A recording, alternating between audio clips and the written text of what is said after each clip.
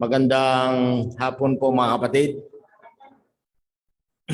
Sabi nga daw, bato-bato sa langit, tamaan wag magalit. May sasabihin ako, huwag kayong magalit sa akin. Magtatanong ako, bakit kayo pagdating ng walang bumabalik? Kahit sa churches, ang mga Adventista ganito, ang tithes natin, kahit sana, kung may mga kabataan dito, may mga treasurer, ang tithes natin 100,000, ang offering natin 5,000. Ang layo naman, dapat pare-pareho yun eh. Pag umaga, ang daming nag-attend, pag hapon, puti na lang. Siguro kailangan natin sa umaga pa lang, nagpo-promote na yung AY. Makikiusap. Mga kapatid, maawa naman po kayo. Dumalo naman po kayo sa hapon. Lahat po mga kapatid na may pandinig, makinig naman kayo. Kada Sabado, alam niyo mga kapatid, kung gagawin niyo yan kada Sabado mga kabataan, maawa din yan sa inyo. May kwento sa Biblia sa Aklat ng Lucas, may isang huwes na may nakikiusap sa kanya isang matanda na maging maayos yung judgment niya. Yung huwes, hindi yung mananampalataya. Pero sabi niya, pagbigyan kong matandang ito kasi kung hindi ko ito pagbibigyan, araw-arawin niya ako. Ganun mga kabataan, huwag niyong tigilan. Kasi pag tinigilan niyo ang pag-promote, bakit ang ABS-CBN sikat na sikat na, ang dami pa rin mga billboards? Bakit ang Coca-Cola mga kapatid? Bakit ang San Miguel Beer? Ang yaman-yaman na pero 70%, 60% ang kanilang income nandoon sa kanilang advertisement. Mayroon silang team sa basketball. Mayroon silang mga billboards. Mayroon silang Red Horse, extra sa laki ng bote, extra ang sarap ng pasok.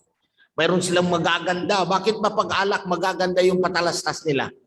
Ano bang kaugnayan ng alak at saka magandang babae? Wala talaga. Pero gusto lang nilang i-promote. Huwag uli kayong magalit mga kabataan. Baka makakatulong. Alam nyo yung la la la la la la la la hallelujah. Naalala ko lang sa naalala ko.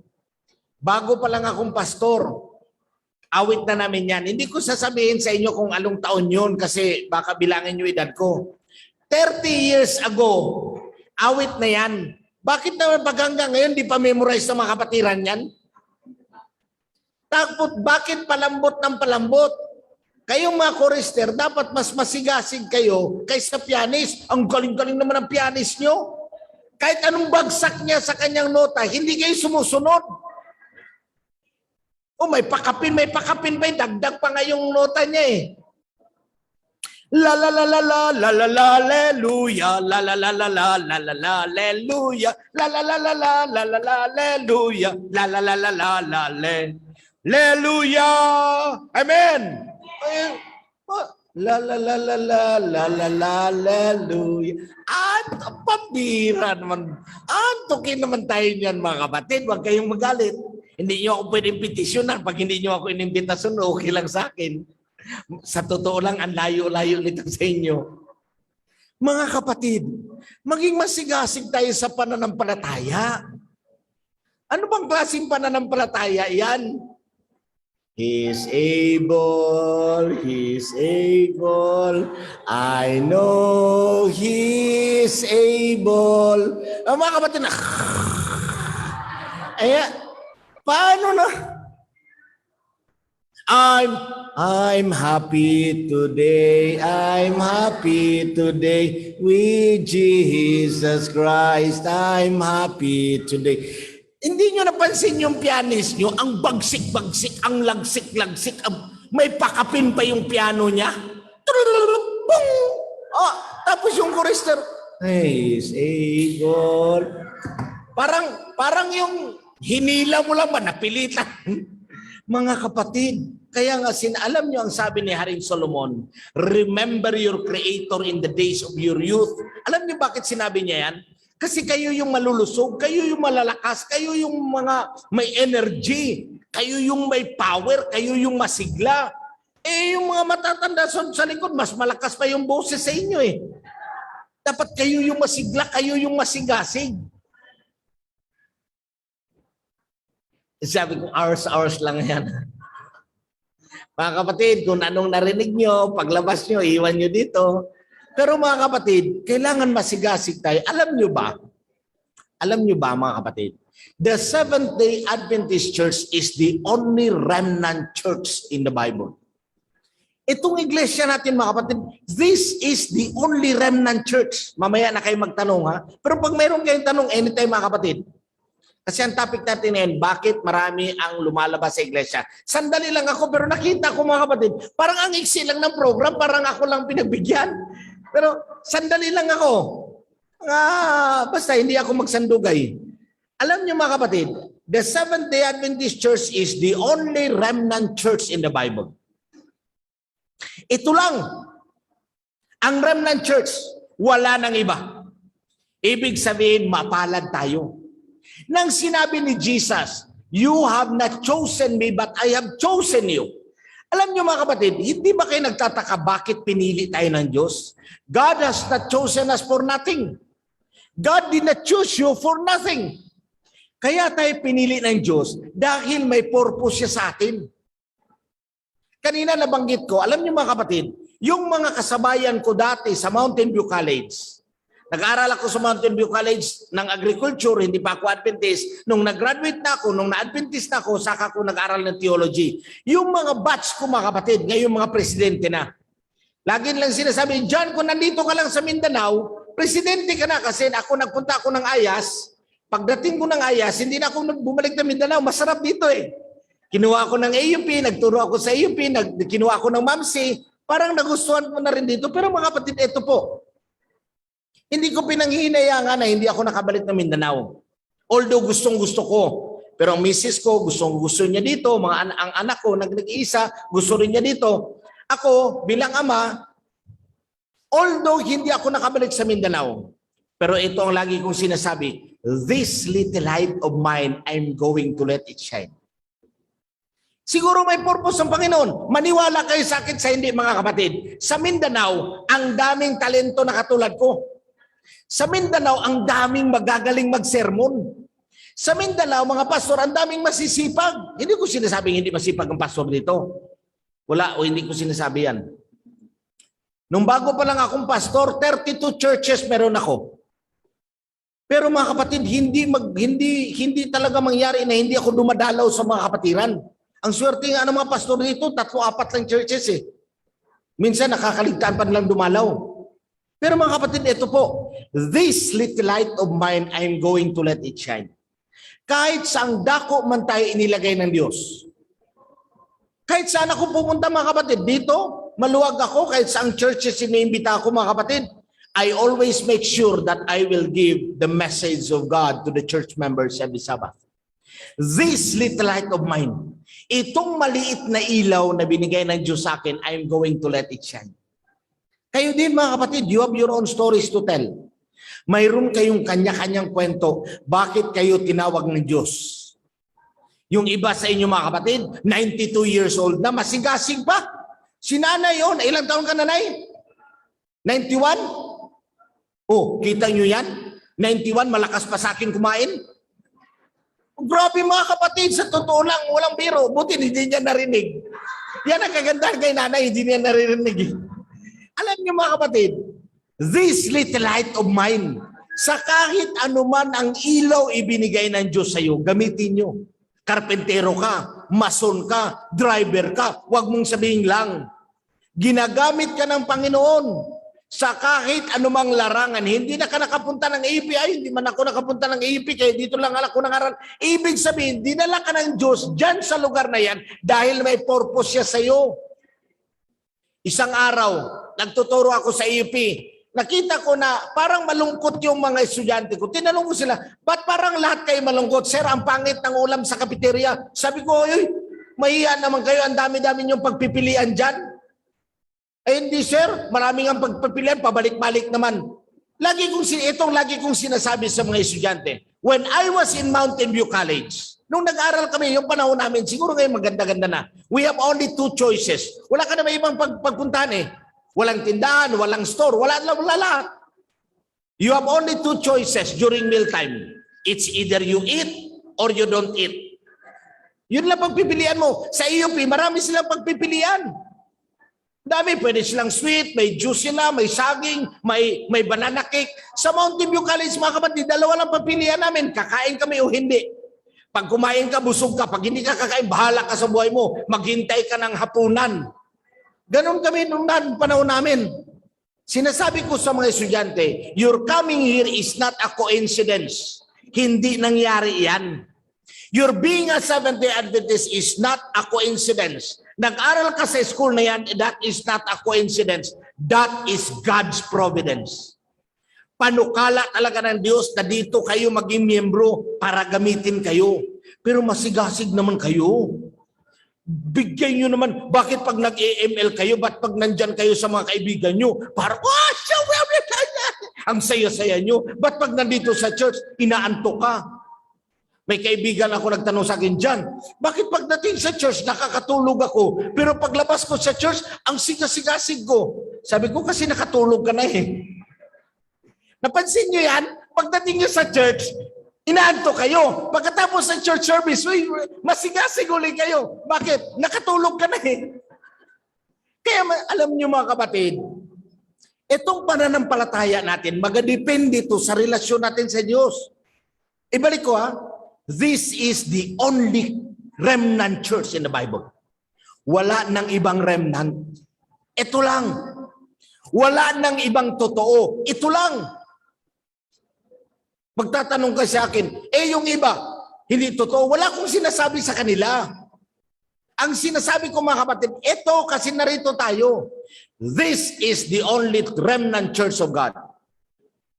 Mrs. White, si Ellen G. White, that is the prophet of the Seventh-day Adventist Church. Kaya huwag niyo ipangaral si Mrs. White doon sa hindi kilala si Mrs. White, pagtatawanan ka. Ipakilala mo si Mrs. White dito sa Remnant Church because Mrs. White is the prophet of the Remnant Church. Dito mo siya ipakilala sa church na to. Pero kung nagtuturo ka ng vegetarianism, nagtuturo ka ng health lecture, pwede may turo sa kanila. Pero pag nagbabible study ka, wag mo muna intro si Mrs. White. Pag nabautis mo na siya, saka mo ituro si Mrs. White kasi propeta siya sa iglesyang ito.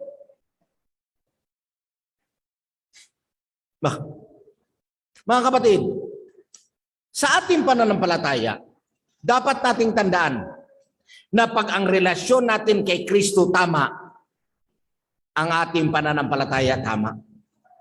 Magtatanong tayo. Pwede kayong magtanong mga kapatid anytime. Kahit anong klaseng tanong, hindi ako debatidor. Pero kahit anong klaseng tanong, masasagot ko kahit ano. Pag mahirap, sabihin kong hindi ko alam. Sagot pa rin yun. Kaya sasagutin ko kahit anong klaseng tanong. Pag hindi ko alam, sabihin ko mga kapatid, sorry talaga, hindi ko alam yan. At least sinagot kita. Tuloy ako. Bakit marami ang nawawala sa simbahan natin? 5 lang ibibigay ko sa iyo mga kapatid. Actually marami to. Pero 5 lang. Kasi para imbitahin nyo pa ako ulit, saka ko ibibigay yung iba ha? Kung hindi nyo na ako imbitahin, di bahala kayo, hindi nyo malalaman yung iba. 5 lang. Una mga kapatid, bakit marami ang nawawala sa church? Una, natisod or nagtampo. Marami ang nawawala sa iglesyang ito, natisod kay elder, nagtampo kay sister, nagtampo sa kabataan, natisod sa mga kabataan, kasi nag-aawit ng masayang-masaya. Alam niyo sa Bible mga kapatid, worship the Lord in spirit and in truth. Sa totoo lang, sa simbahan natin, nandoon ang katotohanan, pero mahirap hanapin ang espiritu. La la la la la la la la hallelujah la. Oy, hindi ko kayo sinasabihan na. Para talagang walang espiritu. Ang sabi ng Bible, worship the Lord in spirit and in truth. Huwag kayong matakot pumalakpak sa Diyos, purihin ang Diyos. Amen. Sa ayos, pag nagsisimba ka mga kapatid, ang sabihin ng tao sa iyo, sa harapan mo mga negro, Amen. Pag ini-amen ako mga kapatid, lalo akong bunubuelo, sabi ng isang kaibigan ko, pastor, say it again, pastor, say it again, habang nagsisermon ka. Talagang nandun ang espiritu. Kayo mga kapatid, pag nagsisimba kayo, pag nag-worship kayo, kailangan spirit and in truth. Pag nagpupuri ka sa Diyos, inaantok ka, hindi ka nagpupuri. Inaantok ka lang. Kala mo lang nagpupuri ka, nagagalit din ng Diyos. Mabuti na lang ang Diyos hindi namimitik. Buti pang nanay namimitik. Naalala ko dati, yung nanay ko, Katoliko kasi kami, pag nagro-rosaryo kami mga kapatid, minsan, alam niyo mga kabataan, naantok na ako, Holy Mary, Mother of God, di ba ganon? Ave Maria, napuno ka sa grasyang Ginoong Diyos, manaka nimo, bulahan ikaw sa babaeng tanan, o bulahan mo sa tiyan mo si Jesus. Di ba sagutan yan? Minsan natutulog na ako, sabi ng nanay ko, huy, Santa Maria, inan ka sa Diyos, hanggang po mo kaming sala, amen. Ave Maria, napuno ka sa grasya, ang Ginoong Diyos, mana kanimo, ulahan ikaw sa babae. Ang haba kaya ng rosaryo. Minsan nakakatulog na ako, sabi ng nanay ko, huy. Alam niyo mga kapatid, buti lang ang Panginoon hindi namimitik. Kasi kung ang Panginoon mga kapatid, pag natutulog ka simbahan, bunutan ka lang ng isang buhok, siguro lahat ng Adventista kalbo. Imaginin nyo lang, pag nakakita kayo ng kalbo, galit ng Diyos dyan, isa-isa nyo pinubunot. Unang dahilan, natisod. Nagtampo. Ang nakakatuwa mga kapatid, huwag ulit kayong magalit ha, eto, survey to mga kapatid ha, survey to. Ang nakakatuwa, yung tinisuran mo, nandyan pa. Natisod ako, bakit ang chismosa ng mga member, lahat ng member sa chismosa. Ang dami kaya, kung ituturo ko kung taga rito ako mga kapatid, matutuwa kayo kung bilangin ko ilang chismosa dito. Di ba? Pero dito siguro sa member dito, wala naman siguro. Mabilang lang, no? Bilang lang sa kamay, pati paa. Pero mga kapatid, pag natisod, nawawala. Pag nawawala, mabuti sana kung makabalik pa. Pag mag-backslide kayo mga kapatid, okay lang na mag-backslide. Pero dapat kahapon kayo nag-backslide. O nung isang taon. O nung pandemic. Tapos ngayon, bumalik na kayo. Kasi kung ngayon pa kayo mag-backslide, huli na. Huli na talaga mga kapatid. Maniwala kayo sa hindi. Pwedeng bukas, pwedeng Sanilo na, pwedeng simultaneous siya mga kapatid. Sunod-sunod na yan. Ngayon, pandemic, ang sinabi ng Bible, this is just the beginning of sorrow. Simula na to. There will be pestilence in diverse places. May gutom na ngayon. Alam nyo ba sa Africa mga kapatid, yung mga bata doon pag nakakita ng baka, hinahabol ng baka, nagdedede sila sa gutom? Sa uhaw? O dito, darating ang araw mga kapatid, pag naubos ng sardinas sa Pilipinas, wala nang ayuda. O maubos yung noodles, wala na. Mga kapatid, this is already the beginning of sorrow. Kung ngayon ka pa mag-backslide, huli na. Pangalawang rason mga kapatid, sobrang kahirapan. Minsan sa sobrang hirap, magbautismo ka, mabautismohan, security guard, wala nang ibang mapuntahan, walang trabaho, walang mapasukan, kailangan magpasok ng Sabado, tapos mahiya na, nawala na. Pangatlong rason, sobrang yaman. Yumaman na, dumami ng pera, nakakalimutan na ang Diyos, nakakalimutan na ang araw Sabat, nakakalimutan na magpahinga. Trabaho na ng trabaho, nakakalimutan na ang sumamba sa Diyos. Pangapat na rason, sobrang kaalaman. Sobrang talino. Ang daming mga leaders natin mga kapatid na sobrahan ng talino. Umaalis sa iglesia. Nagtatayo ng sariling iglesia. Yung mga Ford, yung mga Brinsmith, magagaling natin ng mga theologian mga kapatid. Umaalis sa iglesia.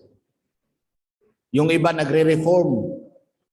Dito mayroon ba tayong mga reform na mga kapatiran? Huwag kayong mahiya. Taas kayong kamay. Sinong ma-reform dito? Wala. Buti na lang safe ako. Alam niyo mga kapatid, yung mga reform, okay naman talaga yan sila. Kasi reform nga eh. Ang problema lang talaga, pag lagi silang naninira, kasi hindi na yan reform, deform. Hindi yan reform eh. Lagi kang naninira. Sinisiraan mo yung kapatiran, sinisiraan mo yung kumakain ng karne, sinisiraan mo yung mga pastor, sinisiraan mo yung mga leaders. Hindi yan reform. Ang tawag ko nga dyan, masama lang pakinggan eh, pero bato-bato sa langit, bahala na kayo. Sabi ko nga, kompetisyonan nyo ako, okay lang, hindi na ako babalik dito. Ang tawag ko dyan, overdose sa writings ni Mrs. White. Alam nyo yung mga overdose sa gamot, kung ano-anong sinasabi? Pag ma-overdose ka sa writings ni Mrs. White, alam nyo si Mrs. White mga kapatid, Hindi yan Bible. Kahit hindi nyo kilala si Mrs. White, pwede kayo maligtas. Pero hindi pwedeng hindi nyo kilala si Kristo. Ang ating doktrina, Bible and the Bible alone. Sola Scriptura. Ang ating doktrina, solo Kristo, Christ and Christ alone. Ang ating doktrina, solo fide, only through faith that we will be saved. Hindi kasama si Mrs. White. Kaya yung mga overdose, mga ma-deform ka na sa iyong pananampalataya, mga kapatid, mawawala ka talaga. Kasi mas marami ka namang napupuna kaysa marami kang natutunan. Wala ka nang ginawa, kundi mamuna ka na lang ng mamuna. Eh anong mangyayari sa iyo? Wala namang perpekto. Dito sa mundong ginagalawan natin, mga kapatid, walang perpekto, maliban na lang kung perpekto pangalan mo o perpekta pangalan mo. Pero dito wala talaga, lahat tayo nagkakamali, araw-araw nagkakasala tayo. Kaya nga ang sabi ni Kristo, sino sa inyo ang walang kasalanan unang bumato sa babae? Sa kwento ni Kristo, mga kapatid, lahat sila nag-alisan kasi lahat sila makasalanan.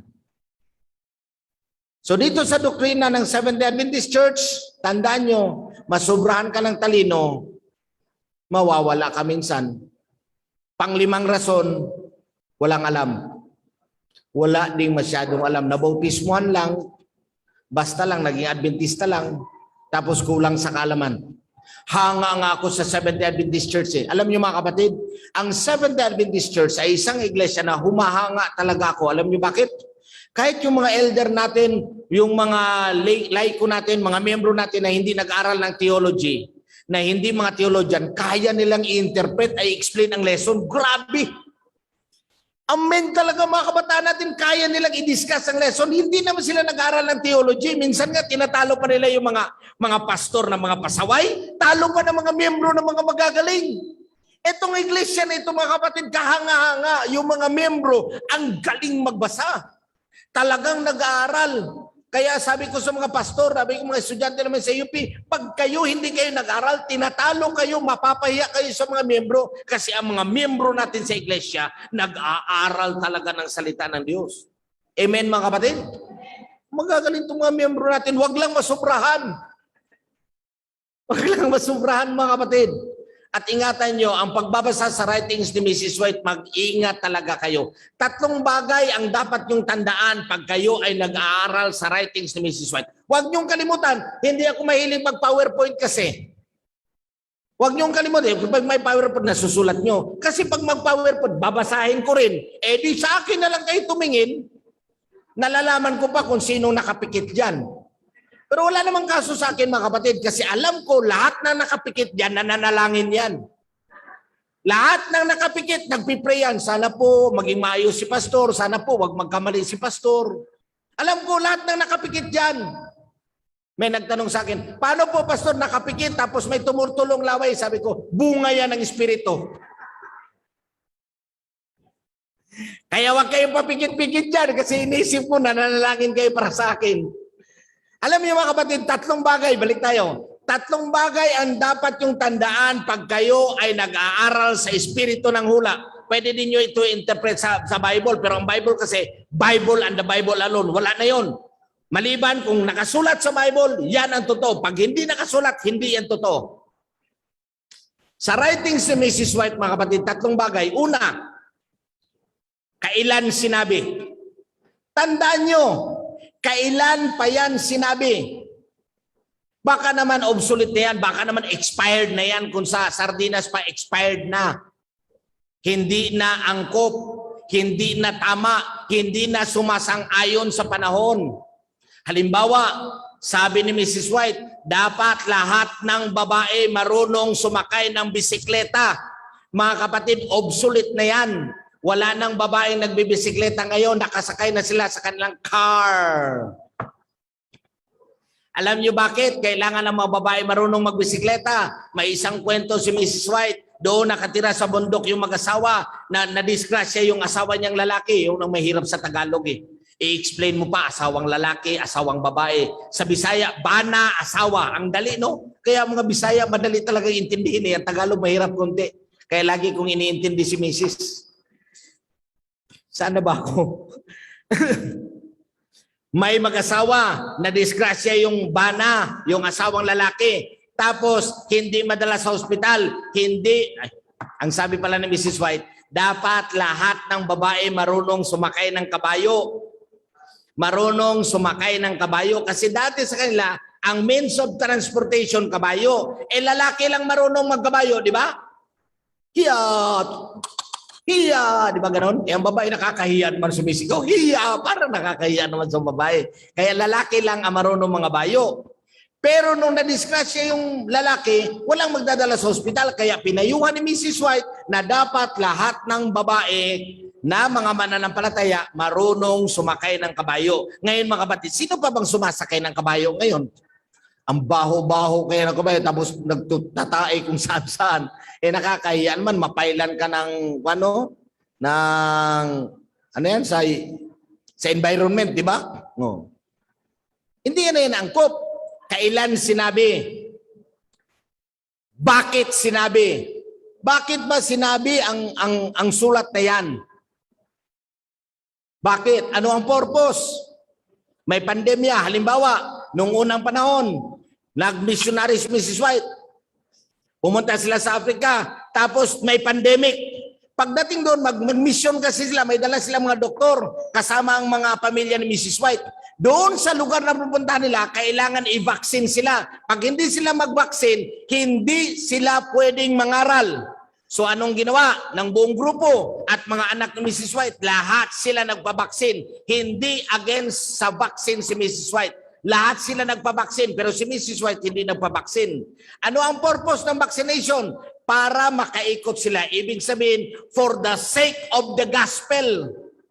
Itong vaccine, ito mga kapatid, kung ito lang man ang magpahinder para mangaral tayo, para makadalaw tayo sa mga madadalawin natin, hindi tayo makadalaw dahil hindi tayo vaccinated. For the sake of the gospel, for the sake of the ministry, kailangan magpabaksin tayo. Pero kung nasa bahay ka lang, iniisip mong may sakit ka, iniisip mong hindi mo talaga kaya, lalo na ang mga lalaki, takot sa injection, bahala mabulok ang ngipin, wag lang talaga magpabunot. Mga ganun mga kapatid. Pero kung iniisip mo, may 20% naman walang kaso yun. Kung ayaw mong magpabaksin mga kapatid, it doesn't matter. Okay pa rin siya.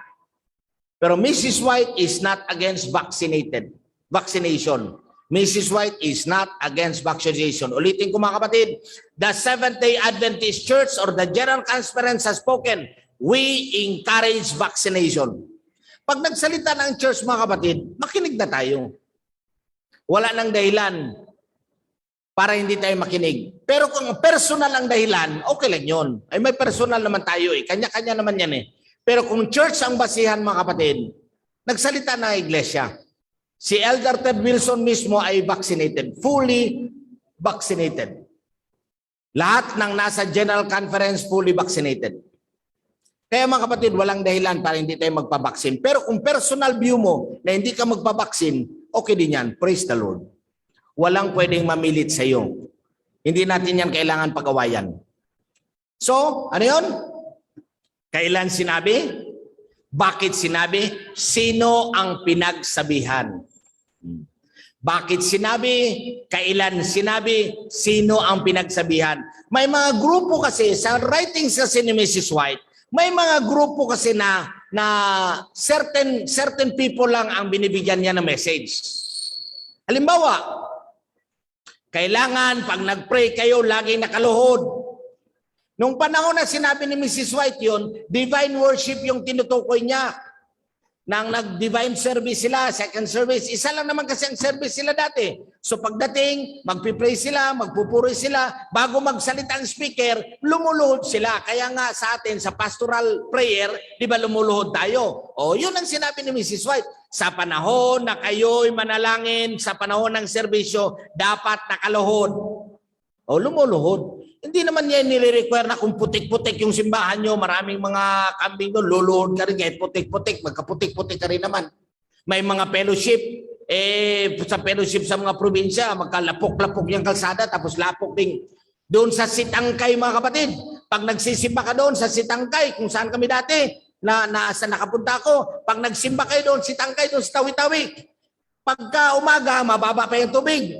Nakaupo pa kayo. Habang Taon-taon na, unto-unto na, tinatawag natin patanghali na, tumataas na yung tubig, pa-high tide na, yung payo na sa ibabaw na. Pagka matagal na kayo nagsisimba hanggang alas 11, lahat ng payo na sa ibabaw, paano pa kayo makaluhod yan? Alam niyo mga kapatid, time and place must be considered. Pag nag-aaral kayo, nagbabasa kayo sa writings si Mrs. White, hindi yun, sinabi na nga eto na nga eto na nga. Pero mga kapatid, dapat din tayong matuto. Ito sasabihin ko sa inyo ha, atin-atin lang to. Andun ba lang, Relo? Atin-atin lang to. Halimbawa, di ba maraming Bisaya dito? Taas kamay. Halimbawa, pananglitan. Pananglitan lang ha. For example, sinabi ni Mrs. White, eventually, the members of the church will become vegetarian. Eventually. Yang eventually, hindi pa yan bigla-bigla. Ibig sabihin, process. Pero mga kapatid, dapat dumadaan tayo sa process. Yung iba naman kasi, pag pumupunta ng mall, sinasadya talaga umiinom ng Royal. Hindi masabi sa eventually. Ibig sabihin, dahan-dahan, tanggalin mo na yan. Vegetarian. Dahan-dahan, wag na kayong kumain ng kanin. Pero kung yung isang beses lang, tuwing Pasko lang, tulad kanina, Pasko o Sabado, may bisita kayo, okay lang yan. Pero araw-araw na kayo kumakain yan. Hindi kayo masali doon sa eventually. Nakakahiya. Pastor, nakakahiya naman. Pag may birthday, wala kang manok. Kakahiya naman talaga. Hindi naman nakakahiya yan. Magpakasal. Tapos ang handa talaga, bongga talaga. May mga soft drinks pa. Kita mo talaga, Coca-Cola. Wala yan sa eventually. Dapat natuto din tayo dahan-dahan. Pero pangit naman na magpakasal ka tapos handa mo tokwa. Gluten. Pero okay lang talaga mga kapatid. Ano ba naman masama? Ikaw payag ka pag nagpakasal ka, tokwa, gluten, soya milk, no? Pero joke-joke lang yan mga kapatid. Pero eventually, tuturuan din natin sarili natin. Tuturuan natin ang sarili natin mga kapatid na maging sang-ayon tayo sa kalooban ng Panginoon. Huwag tayong laging kontrapartido. Huwag tayong laging sukwahi. Alam nyo, hindi naman masama mag-rally. Pero wag lang pasubrahan. Nung mag-planking na, kung nagpalabas ka na yung opinion, pero magtataka ka naman mula panahon ni Marcos hanggang panahon ngayon, wala silang, yung nagrarally dyan, walang nagustuhang presidente.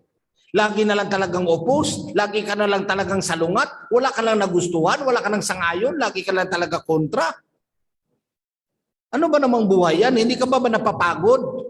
Mapagod na tayo mga kapatid sa pagiging rebelde, mapagod na tayo pagiging kontrabida. Bida naman.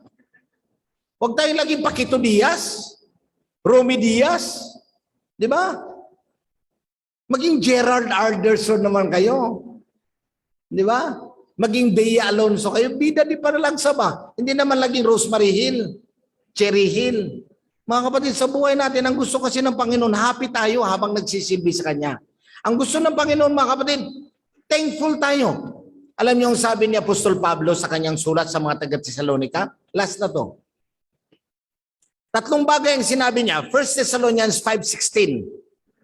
1 Thessalonians 5:16. Rejoice evermore. Maging masaya kayo, happy. Ang gusto ng Panginoon mga kapatid, tayong mga Kristiyano, happy ang buhay natin, maging masaya tayo. Be joyful always. Ano dyan translation sa'yo? Anong sinabi? 1 Thessalonians 5:16. 1 Thessalonians 5:16. Paano translate yan? Baka iba yan pag cellphone ang gamit. 1 Thessalonians 5:16. Iba na ngayon hindi na ngayon Bible na libro eh. Rejoice evermore. Yan gusto ng Panginoon sa atin. Rejoice, be happy. Sa ibang translation, be happy always. Gusto ng Panginoon yung puso natin, yung kaluluwa natin, yung spirito natin, maging masaya lang. Happy lang. Kahit may problema, kahit na stroke, kahit may mga utang, kahit naputulan ng kuryente, kahit naputulan ng tubig, kahit nag-aaway kayong mag-asawa, happy lang. Lilipas din yan. Yung mga mag-asawa, pag nagtatalo, kinabukasan magugulat ka. Magkasundo na yan. Kaya yung iba, dapat huwag makialam. Pag nag-aaway ang mag-asawa, kinabukasan magugulat ka, magkasundo din yan. Happy lang, sabi na Apostol Pablo, rejoice evermore. Hindi natatapos yan mga kapatid, di ba? Rejoice in the Lord always. Again, I say rejoice. Awitin nyo nga yan. Sabayan nyo nga ako. Rejoice the Lord. Sige, tama ba yung pitch natin? Pianist, tama ba? Rejoice the Lord always, and again I say rejoice. Everybody, rejoice the Lord always, and again I say rejoice. Rejoice, rejoice, and again I say rejoice. Rejoice, rejoice, and again I say rejoice. Rejoice the Lord always, and again I say rejoice. Rejoice the Lord always, and again I say rejoice. Rejoice, hindi na puputol yan. Ang gusto ni Pablo mga kapatid, ang gusto ng Panginoon, happy lang. Tapos pray without ceasing, verse 17. Saya na buhay natin, huwag tayong tumigil manalangin. Verse 18, anong sabi niya? In everything, give thanks. Magpasalamat ka mga kapatid sa lahat ng bagay. In everything, give thanks, for this is the will of God through Christ Jesus concerning us. Matangkad ka, pasalamat ka, matangkad ka. Maliit ka, magpasalamat ka, maliit ka. Malaki ka, o hindi ako tumitingin sa asawa ko ha. Malaki ka, pasalamat ka at malaki ka. Yung asawa mo, laging may unan. Pag payat ka, magpasalamat ka dahil payat ka, dahil healthy ka. Pag maganda ka, pasalamat ka, maganda ka. Pag pangit ka, pasalamat ka, hindi ka pinagkaguluhan. Di ba mga kapatid? Happy lang. Ang sarap-sarap ka ng buhay. Walang naghahabol sa iyo, walang nanggugulo. Wala ka lang boyfriend, wala ka lang girlfriend, pero walang nanggugulo. Kaya mga kapatid, ang gusto ng Panginoon, be thankful, happy lang. Happy ka lang sa buhay mo kasi wala ka namang ibang magagawa kundi magpasalamat, purihin ang Diyos sa lahat ng bagay. Praise the Lord. Pag mayroon ka magandang bahay, purihin mo ang Diyos. Huwag ka nang magyabang, sabihin mo salamat sa Diyos. Pag may mga bisita ka, pupunta sa bahay mo, kapatid, ang ganda naman ng bahay mo, huwag mo nang sabihin, oo nga, hindi pa tapos yan eh. Alam mo, dito, lagyan ko pa yan ng chandelier. Alam mo, dito yung kusina, lagyan ko pa yan ng countertop. Alam mo, yung sa gitna na yung lutuan, kasi huwag ka nang magyabang. Magpasalamat ka na lang sa Diyos. Kapatid, ang talino pala ng anak mo, no? Oo, huwag mo nang sabihin, ay, kanino pa ba nagmana? Mga kapatid, nagyayabang ka na eh, miss, maganda na sana yun eh. Sabihin mo, praise the Lord, purihin ang Diyos. Ibigay, ibalik ang papurit, pasasalamat sa Diyos, maniwala kayo sa akin, maging masaya ang inyong pananampalataya. Mga kapatid, meron po kayong gustong idagdag? Meron kayong gustong itanong bago ka umupo? Hindi ko tatapusin yung maraming mga rason na kasi pagbalik ko, dudugtong ko pa yun eh. Kasi kung ibibigay ko na lahat, hindi na ako imbitahin ng youth uli. Meron pong gusto magsalita. Sige po, huwag kayong mahiya, huwag kayong matakot. Isa lang, bago tayo umalis, isa na lang kulang. Sa siksikan na to, isa na lang. Sige po. Andun sa tatay, sunod tayo, sunod dito.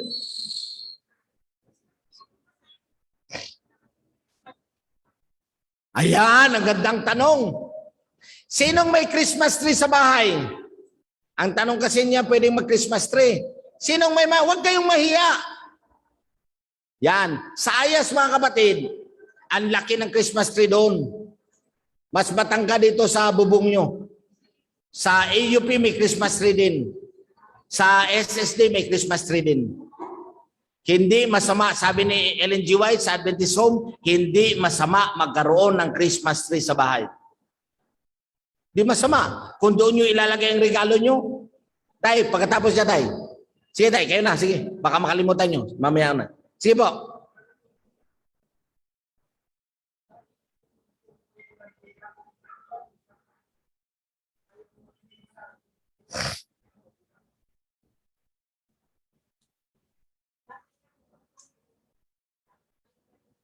Bakit?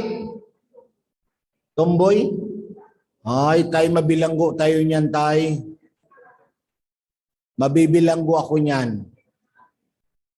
Kasi may kwan tayo ngayon eh, may tinatawag tayong bawal ang discrimination. Oh. Ang itanong na lang natin tayo, bakit may mga kabataang matigas ang ulo? Oh. Kasi ngayon tay, pagka binanggit mo yan, at saka yung isa sa kabila pa, yung mahinhin na lalaki, naku, mabibilanggo na tayo. May bagong batas na yan tay. Ang tanong na lang natin, bakit may mga kabataan na matitigas ang ulo?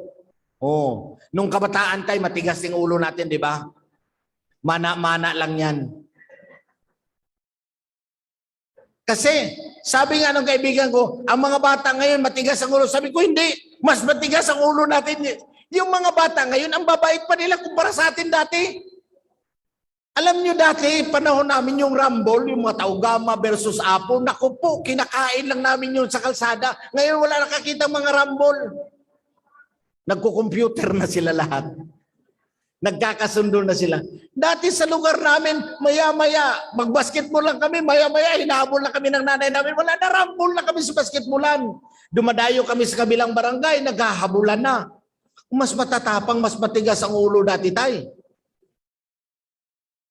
Sabi nga nung kaibigan kong pastor, sabi niya, grabe ngayon, no, magpapatayan na. Sabi ko, hindi mo ba nabasa sa Biblia? Dati pag nagpapatayan sila, harapan.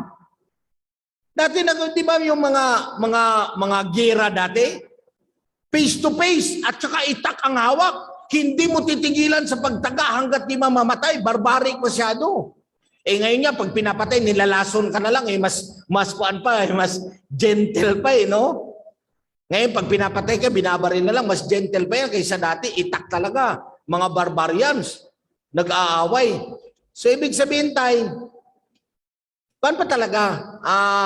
Sa bawat panahon, in the last days, sabi ni Timoteo, ang mga kabataan ay maging matigas ang ulo. Pero sa panahon pa natin yan, matitigas na rin. Yung kabataan kayo, tay, hindi matigas ulo nyo? Pasaway din tayo, no? Oo. O lagi kang pinapalo. Sabi ko na nga ba eh.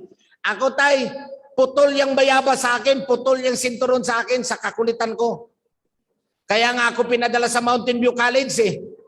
Kasi hindi na daw ako titino, wala na daw akong pag-asa. Doon ako pinadala sa Mountain View College kasi akala ng tatay ko, magiging santo ako pagdating doon. Nako, ayaw ko nang ikwento, baka hindi nyo na ako imbitahin uli. Doon ako nagpalaganap ng fraternity. Nagpapaluto ako ng bagoong sa nanay ko. Ito yung uyap. Tapos iluluto. Tapos dinadala ko doon sa mga anak ng pastor. Kain naman sila. Ang sarap daw. Hindi nila alam. Uyap pala yon. Yung bagoong na. Naku po. Matitigas talaga ulo tayo. Dumadaan talaga tayo sa ganyan. Pero kailangan ang mga magulang, maging patient lang. Kailangan ang pagtitiis. Kailangan ang pagtsatsaga. Kasi ang mga batang iyan ay dapat nating kaawaan, hindi natin dapat kasuklaman. Dapat naawa tayo sa kanila kasi hindi sila normal. Anything that is above or below normal is abnormal. Theory ko yan tayo kasi doktor ako, pwede ako magsabi niyan. Pag hindi kayo authorized, hindi kayo pwede magsabi niyan. Pero yung mga authorized, yung mga theologian, yung mga doktor na may mga opinion sila sa kayo, pwede yan. Anything that is above or below normal. Ano bang normal? Lalaki, babae. Pero hindi naman ibig sabihin na abnormal, masama. Ibig lang sabihin, dapat kailangan nila ng pag-aruga. Kailangan nila ng kalinga. Kasi kahit sila disturbed, hindi nga nila alam sarili nila eh. Misplace yung kanila, isip nila. Akala lang natin yung mga bading, akala lang natin masaya sila pagkasama natin, di ba? Pero pag sila na lang yan, hindi na nalulungkotin yan sila. Kasi hindi nila alam bakit sila nagkaganon. Kaya dapat natin silang unawain. Dapat natin silang alagaan. Dapat natin silang kalingain. Imbes na tayo ay magsalita ng masama sa kanila, mas lalo natin silang intindihin. Ang tao kasi ang minamahal natin yung mga normal lang eh. Yung mga natural. Pero yung mga ganon, parang ibang kuha natin. Pero mas dapat nandoon yung pansin natin. Dapat nandoon yung gabay natin. Okay tayo? Balik tayo doon sa Christmas tree. Ang Pasko mga kapatid, panahon talaga yan sa pagbigayan.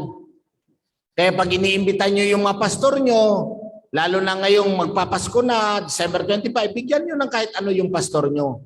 Kasi kahit ano naman, yung mga kapitbahay nyo, yung mga kakilala nyo, yung mga kagalit nyo, bigyan nyo ng kahit ano. Huwag nyo lang bigyan ng baygon. Kasi mga kapatid, kahit mapagbigay ka sa ibang buwan, kahit nakakatanggap ka ng regalo sa ibang buwan, iba pa rin pag Pasko, di ba? Iba pa rin yun, nabigyan ka ng regalo ng anak mo sa Christmas. Iba pa rin yun eh. Iba pa rin yung nakakatanggap ka. So what is in Christmas? Ano bang mayroon sa Pasko? Sa Pasko kasi, nandoon yung pag-ibig sa bawat isa. Doon mo lang naririnig yung magmahalan tayo, magbigayan tayo, magkaisa tayo, magintindihan tayo. Hindi mo yan maririnig sa ibang araw. Sa Pasko, maririnig mo yan palagi. Kaya nga sikat na sikat si Jose Marichan pagdating ng Pasko. Kaya nga sikat na sikat si Santa Claus pagdating ng Pasko. Di ba mga kapatid? Buti pa nga si Santa Claus sikat na sikat eh. Yung may-ari ng Pasko, hindi masyadong nabibigyan ng pansin. Christmas is not all about giving, although mahalaga yan. Christmas is not all about gifts, although mahalaga yan. Christmas is all about Christ. Christ talaga yan mga kapatid. Dahil si Christ ay sinilang, namatay, nabuhay muli, babalik, dadalhin niya tayo sa langit na bayan. Meron pa po? Meron pa bang magsasalita? O manahimik magpakailanman? Meron pa po kayong gustong itanong mga kapatid? Sige na. Ang sama naman ang tingin nyo sa akin, nakakatakot naman niya. Ano? Ang pastor na to. Sige po. Sige po. Tungkol sa pananampalataya, tungkol sa doktrina nyo, tungkol sa mga narinig nyo dati na naguguluhan kayo.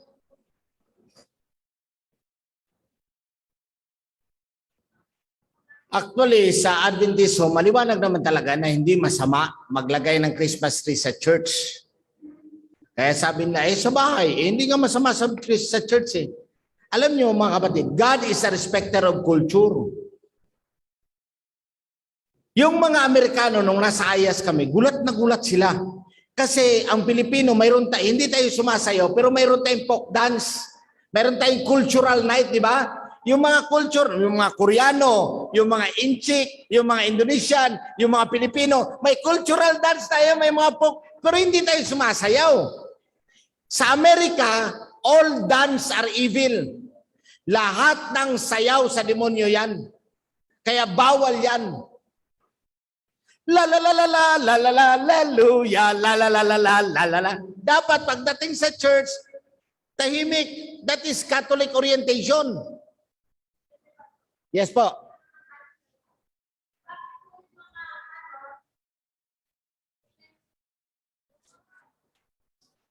Nako, tatagal ako. Okay lang, okay lang. Okay lang, tol, sagot. Alam mo, halimbawa, ayaw mo tanggal to. Halimbawa, punta kayo ng AEP. Bago ko yung sagutin ha, para maintindihan nyo lang. Halimbawa, punta kayo ng AEP. Pagpunta nyo yung theology department, yung panahon namin ha, nandun sila Pastor Perdon, Pastor Amuraw, Pastor Dio Campo, yung iba pang mga pastor doon. Kilala nyo si Pastor Andoy? Bisaya yun eh. Halimbawa, pag ganito makakita ka ng pastor, ganitong lakad.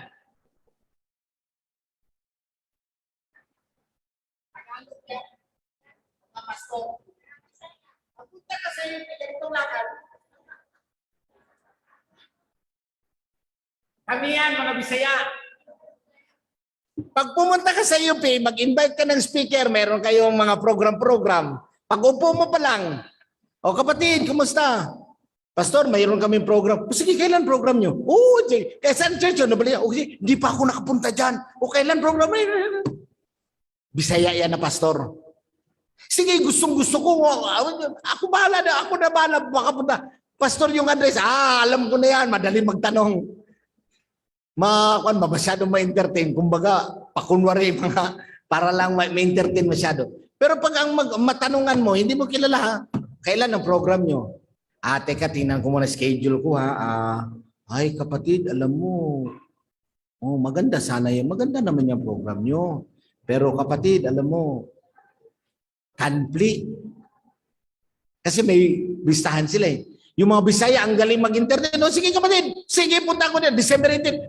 Okay, kapatid. Oh, sige, salamat sa pagdalo. Pray muna tayo. Uy, pag-alis ng kapatid, conflict pala. Conflict. Mabilis masyado ba? Alam mo, may mga kultura tayo mga kapatid na ganon. Halimbawa, sa Amerika, all dance are evil. Pero ang mga Amerikano, okay lang sa kanila ang divorce. Okay lang sa kanila na ikaw, asawa mo, sa sunod buwan, iba na asawa mo, yung asawa niya, asawa mo na, yung asawa mo, asawa niya. Tapos magkapitbahay kayo, iisa kayo ng school. Sa Ayas, may teacher kami, ang apelyido niya Stembridge, ang asawa niya Mickelson. Pero mag-asawa sila. Okay lang sa kanila yan. Pero sa atin yan, hindi yan okay. Nakakahiya, iba-ibang asawa, magkapitbahay lang, magpalitan kayo, nag-divorce lang. Kasi mga kapatid, God is a respecter of culture. Kung wala naman yung kaugnayan sa pananampalataya mo, nire-respeto yan ng Diyos. Ang mga Amerikano, nakasingsing dahil mga wedding ring, pero dito sa Pilipinas, subukan mo maglagay ng singsing, subukan mo nakaburloloy ka. Pupunain ka, pero pag pumunta ka ng Amerika, wala yan. Okay lang yan sa kanila. Kultura nila eh. Halimbawa, na-assign ka sa Mindanao, doon ka sa mga Manubo. Yung mga Manubo, yung mga chieftain nila may mga kwintas. Yung kwintas na yun ang palatandaan na sila ay chief. Pag hinubad nila yun, hindi na sila chief. Sa atin, bawal ang kwintas. Pero hindi mo pwedeng tanggalin yun kasi yun ang simbolo niya. Kultura nila yun. Yung mga negro, pag umaawit, kahit sa Ayas, pag umaawit, akala mo, boxing, akala mo nasa diskuhan eh. Talagang pag bumirit. Pero pag pumunta ka sa Mountain View College, kahit paghawak ng microphone, bawal. Sa Mountain View College, panahon namin, kahit umakyat ka sa pulpito, dala-dala mo gitara, bawal yan kasi ang accompaniment, piano lang. Grabe talaga. God is a respecter of culture. Ang Pasko, halimbawa, sabi ko nga sa iyo kanina, ang Pasko, alam ko si Christ sinilang ng December 25. Wala namang sa Biblia kung kailan siya sinilang. So mas mabuti bang mag-celebrate ako ng December kaysa mag-celebrate ako ng ibang buwan? So, nagkasala ba tayo? Hindi tayo nagkakasala because God is a respecter of culture. Kultura naman, wala namang kaugnayan sa pananampalataya. Sabi nila yung Christmas lights, yung Christmas mga bitukaw daw yan ng mga Kristiyano dati, sinabit ng mga pagans. Hindi naman tayo nagsasabit, bitukang manok na, hindi natin sinasabit, niluluto natin eh. Yung nilalagay naman natin sa Christmas tree, mga ilaw naman yun eh. Di ba mga kapatid? Paano pag dumaan ang 3 haring mago? Tapos wala kang Christmas light? Paano nila malalaman na pananampalataya ka pag dumaan si Melchor, si Gaspar, at saka si Baltasar? God is a respecter of culture. Tayo, ayaw natin yung medyo sumasayaw na. Kasi na-orient tayo mga Pilipino na parang Katoliko tayo na pagdating sa simbahan, ganun lang tayo, walang imikan. Kaya naguguluhan tayo kung iimik ba tayo o gagalaw. Pag may mga magsalita dito maganda, ayaw natin mag-amin kasi baka maingay. Ayaw natin pumalakpa kasi parang hindi banal. Panahon ni David, you praise the Lord with cymbals, drums and cymbals. Hindi lang natin kultura mag-drums. Pero kung may mga kapatiran tayo magdala ng drums sa ibang lugar, mayroon silang mga cymbals. Okay lang yun kasi kultura nila yun eh. Hindi yun nakaka-apekto sa kanilang pananampalataya. Ganun sila pag magpuri sa Panginoon. Pag ikaw mga kapatid, manalangin ka, nakahiga ka, okay lang yun. Huwag ka lang matulog na habang nananalangin. Pero kung nakatuwad ka, nakaluhod ka, okay lang yun. Yung nakaganon, parang Muslim. Okay lang yun, mga Muslim na parang nakatuwad na yung ulo nila nasa sahig. Okay yun. O nakaluhod ka na nakaganon ka kasi feeling mo mas mukha kang banal, okay din yun. Kung nakaupo ka na parang Buddha, Okay din yun. Depende kung paano ka manalangin. Kung gusto nakaupo ka lang kasi may scoliosis ka, okay din yun. Diringgin ka ng Panginoon. Wala sa posisyon niya, nasa pananampalataya yan. Kaya yung kultura nila, irespeto natin. Kaya nga sabi ni Apostol Pablo, when I'm in Rome, I act like a Roman. When I'm Jerusalem, I act like a Jew. So kung nasa Pilipinas ka, punuin mo ng Christmas lights, Christmas tree yung bahay mo. Pero pag nandoon ka sa lugar nila, respeto naman mo kultura nila. Para walang matisod. Pangit naman kung tayo ang katisura nila. Pero God is a respecter of culture. Kada sa ayas mga kapatid, iba-ibang kultura mayroon dyan, iba-ibang lahi. Kaya nagre-respetuhan lang sila, kaya sila nagkakaintindihan. Yung mga lalaki sa ayas, tagpapalda Magsisimba, nakapalda.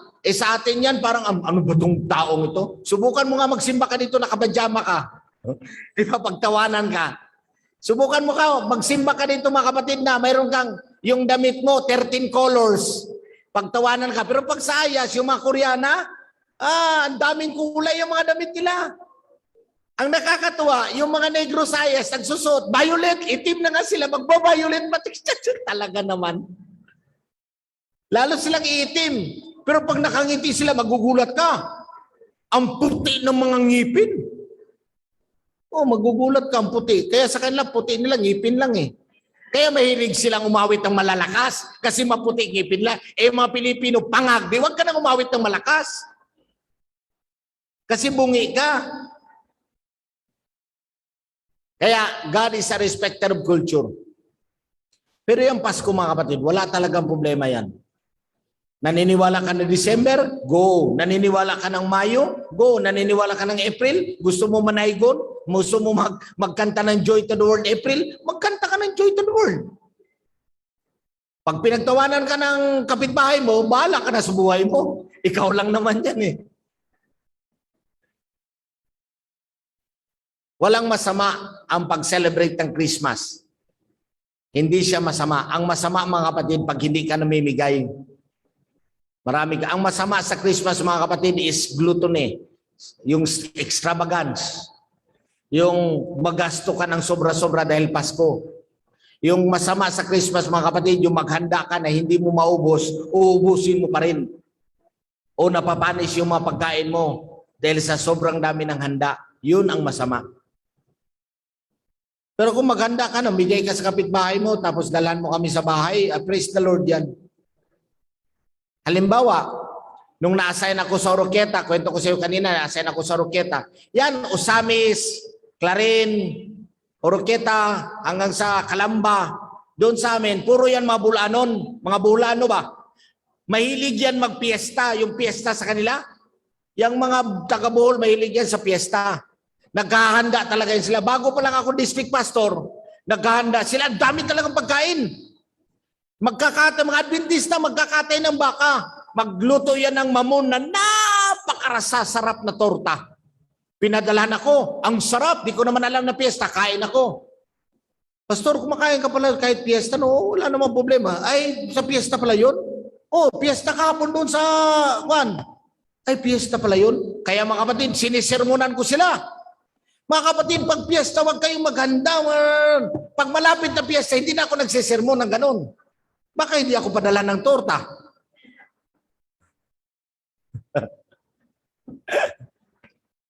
Kaya yung mga ganun, kasi ang ginagawa nila sa piyesta, parang fellowship, reunion. Reunion ng mga pamilya. Pag piyesta dito, reunion, piyesta doon, reunion. Nagiging hindi na, wala sa isip nila yung piyesta. Ang nasa isip nila, reunion ng mga pamilya. Katulad din yan ng Pasko. Wala sa isip natin yun. Ang iniisip natin, Kristo at saka pamilya. Okay na po mga kapatid? Wala na po? Yan, isa na lang. Sige po. Opo.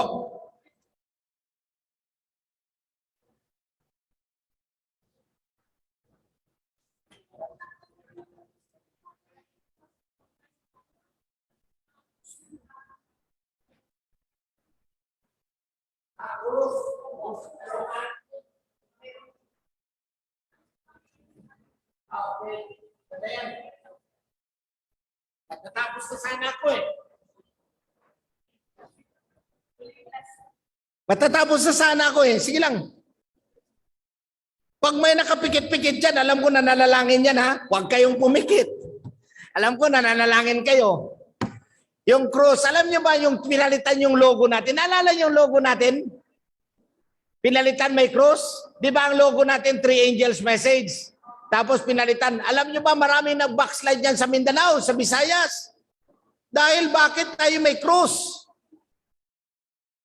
Alam niyo sa Bible mga kapatid, carry your cross every day. Ang cross, hindi yan pag-aari ng Katoliko. Pag-aari yan ni Kristo, Kristiyano may-ari yan, si Kristo ipinako sa cross.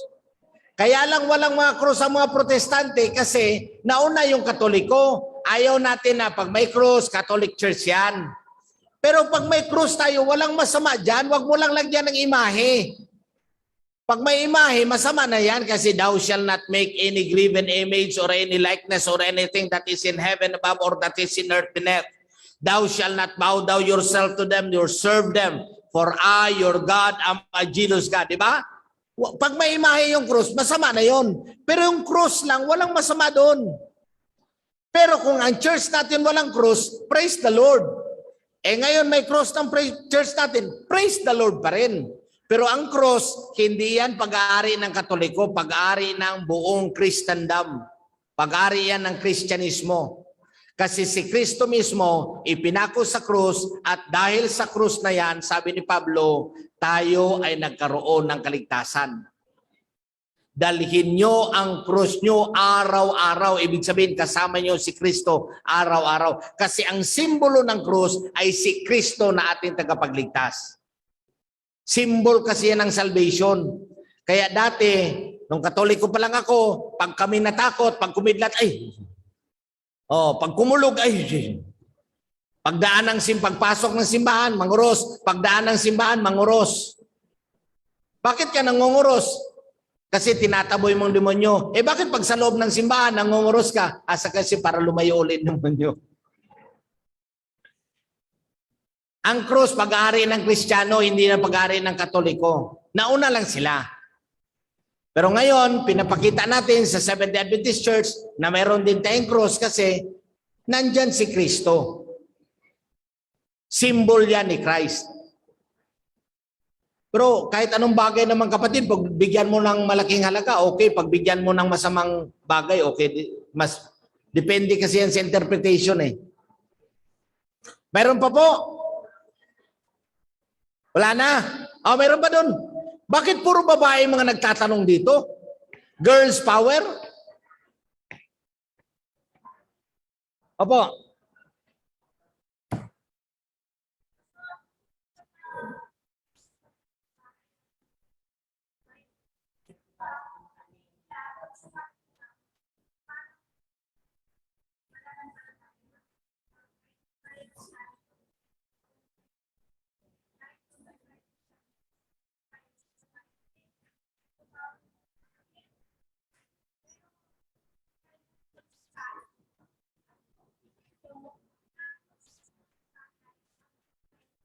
Habang may virus. May nagtanong dito, alin bang mas maganda?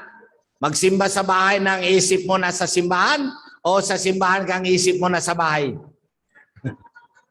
Parang yung nagtanong eh. Okay lang ba kung nasa bahay lang tayo? Okay lang talaga mga kapatid. Kasi hindi naman tayo pinapapunta sa simbahan. Pero pag pinapapunta na tayo sa simbahan, ang pinakamahalaga kasi sa worship is fellowship. Hindi ka lang naman nag-worship mga kapatid eh. You are also fellowshipping your church members. Pero kung feeling mo, may virus ka, nakakahawa ka, hindi ka vaccinated, tapos makakahawa ka lang, pwede lang naman sa bahay. Ang problema lang sa bahay, maraming danger. Kasi naka-shorts ka lang, nakapajama ka lang, hindi ka pa naliligo, ang bilis mo makatulog. Tapos na palang sermon, bukas pa rin yung Facebook mo. Tapos nag-uutos ka. Tapos minsan naghugas ka ng plato, matagal. Tapos pag nasa bahay ka lang, nakikita mo marumi ang bahay, nagpupunas ka na. Thou shall not do any work. you, nor thy son, nor thy daughter, nor thy manservant, nor thy maidservant, nor thy cattle, nor thy strangers that is within the gates. For in 6 days the Lord made the heaven and the earth, the sea, and all that in them is. Wherefore the Lord blessed the Sabbath day and hallowed it. Pag ikaw ay nagpupunas na, nagsimula ka ng gumawa, nagsimula ka ng magkilos-kilos, nagsimula ka ng magwalis, palagay mo kapatid, natutuwa ang Diyos yun. Kaya napakalaki ng danger pag nasa bahay ka lang. Dangerous din mga kapatid, pag nasa church ka, daldal ka lang naman ng daldal.